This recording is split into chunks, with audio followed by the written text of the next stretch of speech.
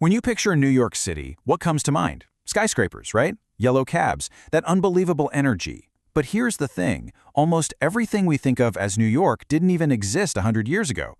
The city's entire history is this incredible story of constant, radical change.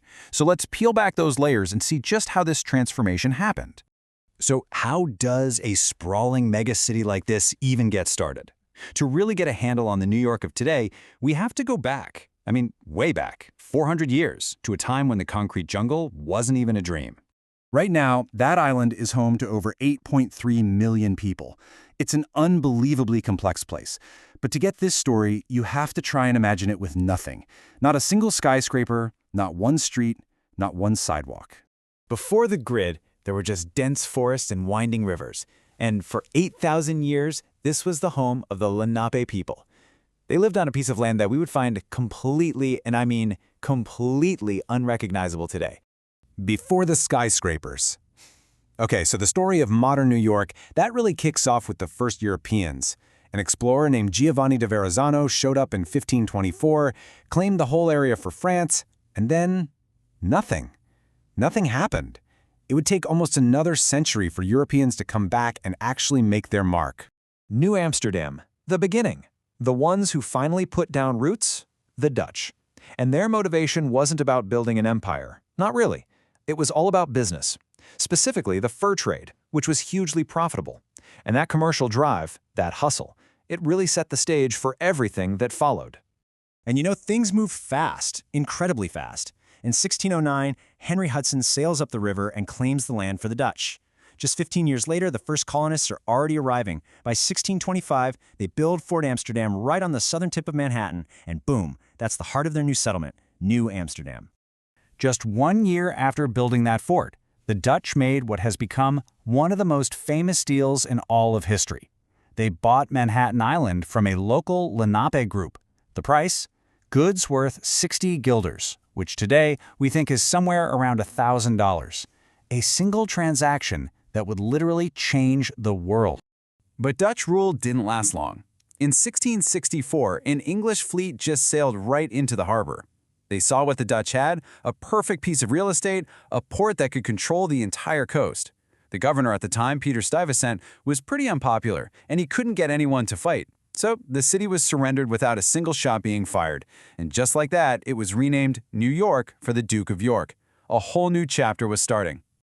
A revolutionary hub. So as the city grew up under English rule, it also became this hotbed for rebellion. By the 1700s, the streets of New York were where the idea of American independence really started to catch fire. Being a major port with British authority everywhere just made it the perfect flashpoint. It turned into a total nerve center for protest groups like the Sons of Liberty. It hosted the Stamp Act Congress in 1765, which was a huge step for the colonies working together. And because it was so important strategically, during the war, it suffered the longest British military occupation of any city, from 1776 all the way to the end in 1783. After the war, for this brief but incredibly important moment, New York City was America. It was the very first capital of the new United States. Right there, on Wall Street, at a place called Federal Hall, George Washington took the oath of office, and Congress drafted the Bill of Rights. It all happened right there. America's great melting pot. Now, the 19th century, this is where the story just gets explosive. The city's population, its economy, and its problems, they all grew at this absolutely staggering rate. This is when it was forged into that chaotic, incredible melting pot we think of.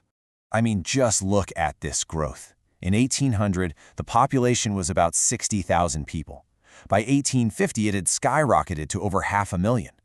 What drove this? Well, the new Erie Canal made it the country's #1 port. And then you had these massive waves of immigrants arriving from Europe looking for a new life. But all that rapid, unchecked growth, it had a really dark side.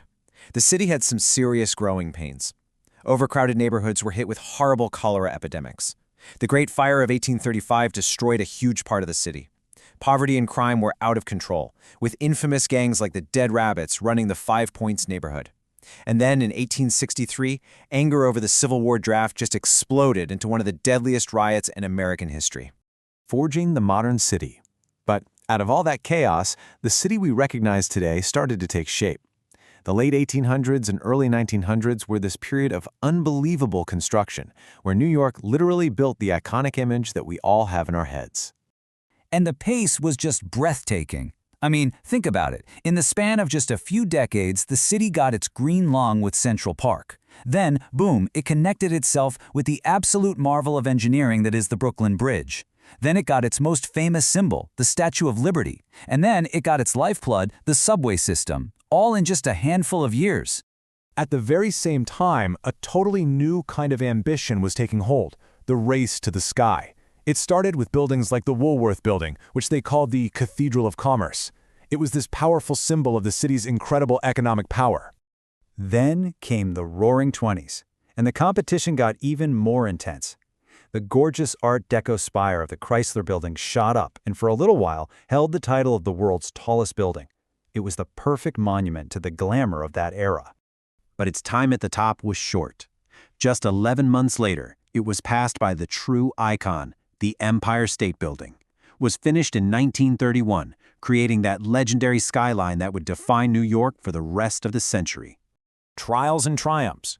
The 20th century just kept testing the city with these incredible highs and absolutely devastating lows. I mean, from the peak of a global party to the depths of a worldwide depression, New York's resilience was about to be pushed to its absolute limit. And what a whiplash this was. In the Roaring '20s, the city was just electric with jazz clubs and, get this, tens of thousands of illegal speakeasies. But then came the Wall Street crash of 1929. The party ended, literally overnight. And by the 1930s, people were so desperate that homeless camps, these Hoovervilles, were popping up in Central Park. After the Second World War, with Europe in ruins, New York's importance on the world stage just soared. It became home to the United Nations, which sealed its political power. It became the undisputed center of the art world and a financial powerhouse to rival London. Now, of course, the city faced more challenges. The crime and financial crisis of the 70s really tested it, but every single time, it started that long, hard process of rebuilding and reinventing itself all over again.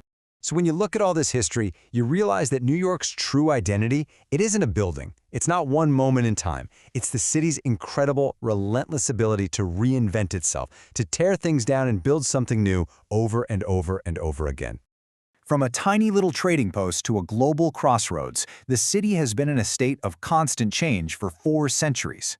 It really makes you wonder, after 400 years of transformation, what on earth could New York's next chapter possibly look like?